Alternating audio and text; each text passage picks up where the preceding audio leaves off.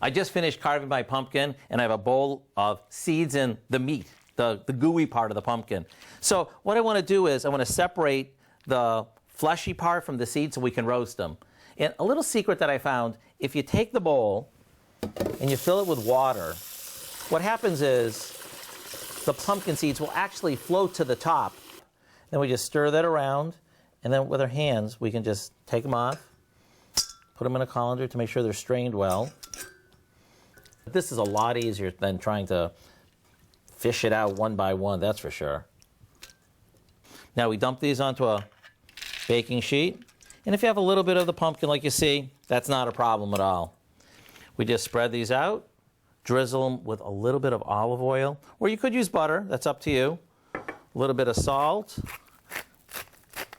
You can use pepper, you can use cinnamon, so whatever you really want. Maybe you want to make them a little spicy, that's up to you.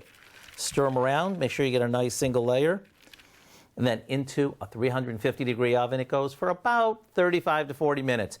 Do these ever look good or what? And to think, some people just throw those out. Why would you? When these are so easy to make. Maybe top our salads or soups with them. To get the recipe for our spicy roasted pumpkin seeds, all you have to do is go to our website. I'm just going to sneak some. Crunchy, salty. Ooh, it's so good.